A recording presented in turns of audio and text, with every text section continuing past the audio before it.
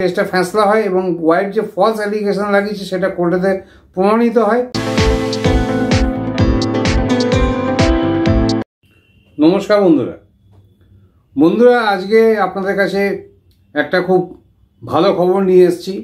সেটা হচ্ছে 498 কেসেতে স্বামী জিতেও গেছে এবং ডিভোর্সও পেয়ে গেছে। কিন্তু কথাটা বলার আগে আমি আপনাদেরকে এক সাধারণ ব্যাপার বুঝিয়ে দিচ্ছি যে জাজমেন্ট পুরনোই হোক আর নতুনই হোক, সবসময় কিন্তু জাজমেন্ট কাজে লাগে। যদি সার্কামস্টেন্সেস বা পারিপার্শ্বিক অবস্থা, কেসের যে ফ্যাক্টস, সেটা যদি মিলে যায়, কারোর সঙ্গে কোনো জাজমেন্টের সঙ্গে যদি কারোর ঘটনা মিলে যায়, তো ডেফিনেটলি কিন্তু তিনি সেই জাজমেন্টটা অবশ্যই তার কাজেতে লাগাতে পারে। এবং সুপ্রিম কোর্ট হাইকোর্টের দুটো জাজমেন্টই কাজে লাগে। মেনলি সুপ্রিম কোর্টের জাজমেন্ট তো খুবই কাজে লাগে এবং হাইকোর্টের জাজমেন্টও কাজে লাগে, ডেফিনেটলি কাজে লাগে। তো আমি আজকে আপনাদের সুপ্রিম কোর্টের জাজমেন্ট নিয়ে কথা বলছি এবং ব্যাপারটা হচ্ছে আমি আপনাদেরকে ফার্স্টে বলে দিচ্ছি, এখানে 498 কেসের সাথে স্বামী জিতেও গেছে এবং ডিভোর্সও হয়ে গেছে, সেটা সুপ্রিম কোর্ট থেকেই ডেফিনেটলি পেয়েছে। যে ঘটনাটা সেটা হচ্ছে যে 2005-এ বিয়ে হয়, স্বামী স্ত্রীর বিয়ে হয় এবং বিয়ের পরে 2007 সাল পর্যন্ত তাদের মধ্যে সবকিছু ঠিকঠাকই থাকে, ভালোই চলতে থাকে। কিন্তু 2007-এর পরে কিন্তু তাদের মধ্যে সেপারেশন হয়ে যায়, তাদের মধ্যে দুজনে তারা আলাদা হয়ে যায় এবং 2007-তে কিন্তু 498A ওয়াইফ কিন্তু হাজব্যান্ডের ওপরে ডেফিনেটলি করে এবং 2007-তে কিন্তু কেসটা ফাইল হয় 498 উপরে যে অ্যালিগেশনটা ওয়াইফ লাগিয়েছে তার স্বামীর উপরে। এবারে ব্যাপারটা হচ্ছে যে 498 যে কেসটা লাগিয়েছে যে ওয়াইফ, সেটা কিন্তু দীর্ঘদিন ধরে চলে। এরপরে কিন্তু ফ্যামিলি কোর্টেতে ডিভোর্স ফাইল কিন্তু স্বামীও করে এবং স্বামী এখানে যেটা থাকে সেটা হচ্ছে মেন্টাল ক্রুয়েলিটি, কারণ তাকে মানসিক নির্যাতন করা হয়েছে এবং তার যে ওয়াইফ ছিল তিনি কিছুটা মেন্টালভাবে ডিস্টার্ব ছিল, মেন্টালি তার প্রবলেম ছিল, কারণ তিনি যখন তখন খুব রেগে যেতেন এবং খুব উত্তেজিত থাকতেন। এই ব্যাপারে কিন্তু তিনি পিটিশনে লেখেন। কিন্তু পিটিশনে লিখলে কি হবে, কারণ ব্যাপারটা হচ্ছে যখন ফ্যামিলি কোর্টে কেসটা যায়, যে ডিভোর্স কেসটা যায় হাজব্যান্ডের, সেখানে কিন্তু ফ্যামিলি কোর্ট কেসটাকে রিজেক্ট করে দেয়, কেসটাকে খারিজ করে দেয়। এবং এদিকে যে 498A যেটা চলছিল, যেটা BNS 85 এখন ডিল করছে, সেটা অনেক দিন ধরে চলে। 2007-তে ওয়াইফ ফাইল করে এবং 2017-এ এসে কিন্তু কেসটা ফ্যাসলা হয় এবং ওয়াইফ যে ফলস অ্যালিগেশন লাগিয়েছে সেটা কোর্টেতে প্রমাণিত হয় এবং স্বামী কিন্তু 498 কেসেতে জিতে যায়।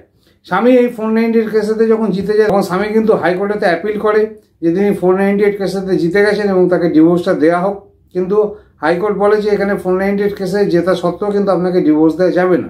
এরপরে স্বামী ডেফিনেটলি সুপ্রিম কোর্টেতে প্রসিড করে। সুপ্রিম কোর্টে যখন প্রসিড করে, সুপ্রিম কোর্ট ব্যাপারটা ভালো করে অ্যানালিসিস করে দেখে এবং সুপ্রিম কোর্ট যেটা বলে সেটা হচ্ছে যে স্বামী এই 10 বছর ধরে কেসটাকে চালিয়েছে এবং তার উপরে সত্যি অনেক রকম মেন্টাল ক্রুয়েলিটি করা হয়েছে, তাকে মানসিক নির্যাতন করা হয়েছে, কারণ 10 বছর ধরে তাকে এই ফলস কেসটা তাকে চালিয়ে যেতে হয়েছে এবং লাস্টে তিনি জিতেছেন। এবং এই ব্যাপারেই যেহেতু এখানে ওয়াইফ কোয়ালিটিটা তা একদম প্রমাণ হয়ে গেছে যে তিনি স্বামীকে অপদস্থ করার জন্য এবং অপস্থতে ফেলার জন্য এবং ফলস অ্যালিগেশন তিনি লাগিয়েছেন, এখানে ওয়াইফ হেরে গেছে। সুতরাং এই শর্তেও কিন্তু তখন যে ডিভোর্সের যে ব্যাপারটা ছিল সেই ডিভোর্সের ব্যাপারটা কিন্তু সুপ্রিম কোর্ট গ্র্যান্ট করে। সুতরাং আপনারা অবশ্যই দেখতে পারেন যে 498 এই কেসটা যেটা দেওয়া হয়, সেটা যদি আপনারা যদি জিতে যান বা আপনাদের যদি একটু সময় লাগে, এখানে 10 বছর লেগেছে ঠিকই, কিন্তু নতুন আইন আসার পরে কিন্তু এত টাইম লাগছে না, এখন অনেক কম টাইম লাগছে, কারণ এখন কোর্ট প্রসিডিং এবং ডেট কিন্তু খুব তাড়াতাড়ি পড়ে এবং এখন কিন্তু এই 10 বছর ধরে যে 498 চলবে এরকম কিন্তু হবে না। ডেফিনেটলি মোটামুটি 2-3 বছরের মধ্যে কিন্তু একটা ফ্যাসলা হয়ে যাওয়ার কথা, কারণ নতুন আইনে কিন্তু বলা হয়েছে যে স্পিড ট্রায়ালের কথা, যে যাতে ট্রায়ালগুলো খুব স্পিডে চলে এবং 2-3 বছরের মধ্যে 3 বছরের মধ্যে কোনো কেসে ফ্যাসলা করতে হবে। সুতরাং আগে যখন ব্যাপারটা ছিল, আগে 10 বছর ধরে চলেছে ঠিকই, কিন্তু এখন আশা রাখছি যে এতদিন ধরে চলবে না এবং আপনারা যদি 498 কেসেতে যদি জিতে যান তাহলে কিন্তু আপনাদের কিন্তু খুবই বড় অ্যাডভান্টেজ। এবং আপনারা যদি 498 কেসেতে জিতে যান তাহলে অবশ্যই কিন্তু এই জাজমেন্টটা আপনাদের পিটিশনের সঙ্গে অ্যাটাচ করতে পারেন, অবশ্যই অ্যাটাচ করতে পারেন। এবং আমি এই জাজমেন্টের লিঙ্কটা প্রতিবারের মতো ডেসক্রিপশনে দিয়ে দেবো, আপনারা ডাউনলোড করবেন। ডাউনলোড করার নিয়মগুলো আমি আপনাদের আগে ভিডিওতে বলে দিয়েছিলাম। সুতরাং আমি আপনাদেরকে জাজমেন্টটা দিয়ে দিলাম, এটা আপনাদের কেস অনুযায়ী যদি পরিস্থিতি একই রকম থাকে তো ডেফিনেটলি কাজে দেখাতে পারেন। তাহলে এই বলে আজকে ভিডিওটা এখানে শেষ করছি। নমস্কার, ভালো থাকবেন। Thank you for watching this video. Thank you.